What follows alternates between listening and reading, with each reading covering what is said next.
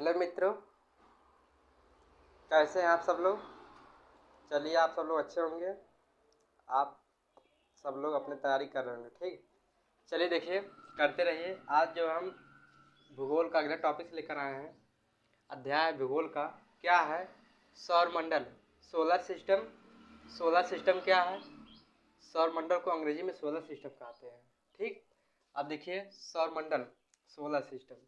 Solar system का पहले definition देख लीजिए क्या होता है। सूर्य, 8 ग्रह, उपग्रह तथा खगोलीय पिंड जैसे क्षुद्र ग्रह व उल्का पिंड मिलकर सौरमंडल क्या करते हैं? निर्माण करते हैं। सूर्य और 8 ग्रह, उपग्रह और खगोलीय पिंड में बच्चों जैसे उल्का पिंड होता है और क्षुद्र ग्रह होता है, ये सब मिल करके क्या करते हैं? सौरमंडल का निर्माण करते हैं। अब देखिएगा प्रश्न क्या उठेगा यहाँ से, सूर्य एक क्या है? सूर्य क्या है? तो आप लोग कहिएगा सूर्य एक तारा है।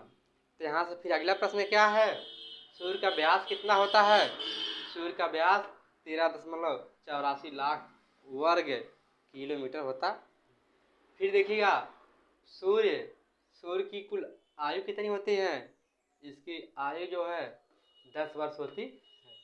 ये सूर्य आठ ग्रह उपग्रह ये सब मिल करके जो है सौरमंडल बनता है।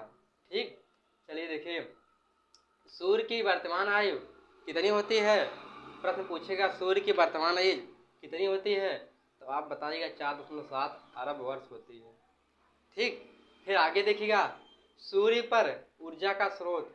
सूर्य पर ऊर्जा का स्रोत क्या होता है? सूर्य कहाँ से ऊर्जा प्राप्त करता है? सूर्य पर ऊर्जा का स्रोत नाभिकीय संलयन होता है।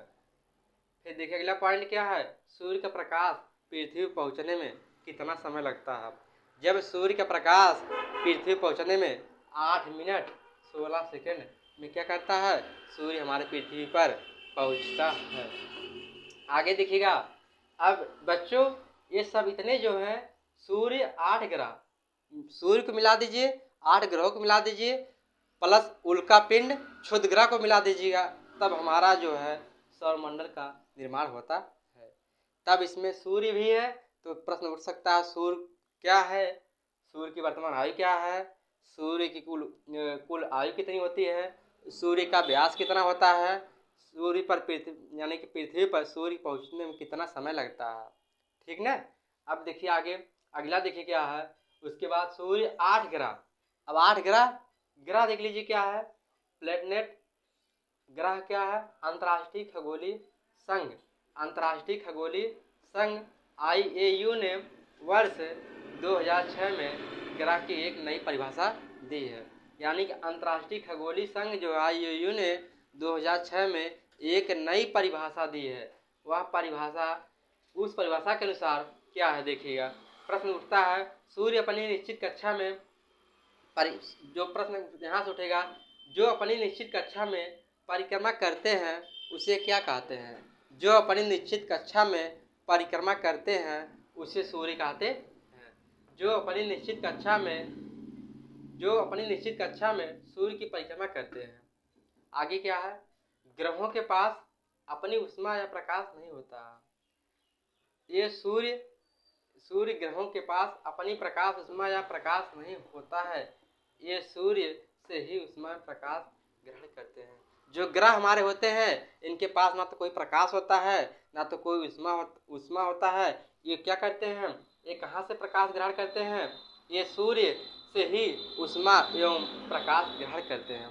जो हमारे ग्रह होते हैं ये सूर्य से ही उष्मा एवं प्रकाश ग्रहण करते हैं, क्योंकि इनके पास कोई प्रकाश ना होता है ना तो कोई उष्मा होता है। ठीक बच्चों, अगला देखिएगा, ग्रहों का अपने अक्ष पर घूमना। प्रश्न भी उठता है, जब ग्रह अपने अक्ष पर घूमते हैं तो उसे क्या कहते हैं? उसे परिक्रमण काल का घूर्णन या परिक्रमण कहते हैं। जब ग्रह अपने अक्ष पर घूमते हैं तो उसे क्या कहते हैं? परिक्रमण कहा जाता है। अगला क्या है, जबकि उनका सूर्य के चारों तरफ चक्कर लगाना। जबकि जो उनका होता है, जो सूर्य के चारों चक्कर लगाते रहते हैं, जो सूर्य के चारों घूमते रहते हैं, उसे परिक्रमण काल कहलाता है। जो सूर्य के चारों चक्कर लगाते हैं उसे परिक्रमण काल कहलाता है। अब देखिएगा वर्तमान इतने टाइम में कुल कितने ग्रह होते हैं। वर्तमान समय में सौरमंडल में पृथ्वी सहित 8 ग्रह होते हैं। बच्चों वर्तमान समय में ये सौरमंडल जो हमारा है इसमें पृथ्वी सहित पृथ्वी को लेकर कुल 8 ग्रह होते हैं। अब 8 ग्रह होते हैं। अब चलिए वह भी देख लेते हैं क्या क्या होता है ग्रह है। ये जो हमारे ग्रह होते हैं, ग्रह 2 भागों में बांटा गया है। एक आंतरिक ग्रह होते हैं जिसे पार्थिव ग्रह भी कहते हैं। ये आंतरिक ग्रह जो होते हैं उसे पार्थिव ग्रह भी कहते हैं। दूसरा क्या है, बाह्य ग्रह जो होते हैं, बाह्य ग्रह होते हैं उसे जोवियन ग्रह भी कहते हैं। अब आंतरिक ग्रह में कौन कौन से ग्रह आते हैं, देखिए बुध होता है। ये हमारा जो बुध है, बुध ग्रह है, इसी को मरकरी कहा जाता है। ये बुध ग्रह को क्या कहा जाता है, मरकरी कहा जाता है। बुध, शुक्र, पृथ्वी, मंगल ये सब आंतरिक ग्रह है। अब बाह्य ग्रह क्या है, बृहस्पति, शनि, अरुण, वरुण ये सब बच्चों बाह्य ग्रह होते हैं और इसी को जोवियन ग्रह भी कहते हैं। ठीक, अब अगला देखिएगा ग्रहों के घटते हुए आकार क्रम, यानी ग्रहों का घटते हुए आकार का क्रम क्या है। पहले क्या है, अरुण है, वरुण, पृथ्वी, शुक्र, मंगल एवं बुध। इनके जो ग्रह होते हैं एक घटता हुआ क्रम है। घटता हुआ क्रम ग्रहों के घटते हुए आकार क्रम में बताइए।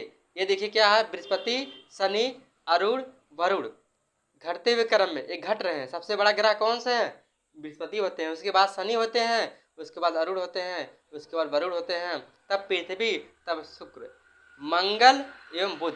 सबसे छोटा ग्रह बुध। प्रश्न यहाँ से इस तरह उठेगा, सबसे बड़ा ग्रह कौन सा होते हैं, तो सबसे बड़ा ग्रह जो है सबसे बड़ा ग्रह बृहस्पति होते हैं और सबसे छोटे ग्रह कौन से होते हैं, बुध होते हैं। घटते हुए क्रम है, घटते हुए क्रम बच्चों है। सबसे बड़ा ग्रह बृहस्पति होते हैं और सबसे छोटा ग्रह कौन होता है, बुध होता है। यानी पूछेगा जो ग्रहों में सबसे बड़ा ग्रह कौन सा होता है, तो बृहस्पति आप बताइएगा। सबसे छोटा ग्रह कौन सा होता है, तो क्या बताइए, बुध बताइए। अब देखिए अगला टॉपिक क्या है, कुल 8 ग्रहों में केवल 5 ग्रहों को नंगी आंखों से आप देख सकते हैं। कुल 8 ग्रहों में केवल 5 ग्रहों को आप नंगी आंखों से देख सकते हैं। वो कौन से हैं बच्चों, जैसे मंगल हो गया, इसे आप नंगी आंखों से देख सकते हैं।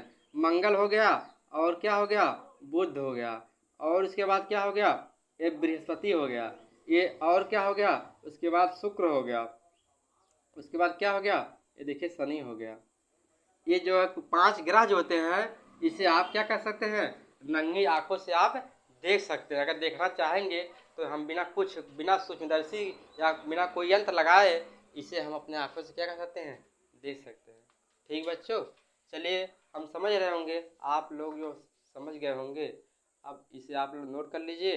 अगला जो है पार्ट 2 कल लेकर आएंगे और आप लोग डेली क्लासेज लिया करिए बच्चों और इसे नोट किया करिए। ठीक, तब तक के लिए जो है नमस्कार, जय हिंद, वंदे मातरम। आप लोग स्वस्थ रहिए, अच्छे रहिए और अपने परीक्षा की तैयारी डेली करते रहिए। धन्यवाद।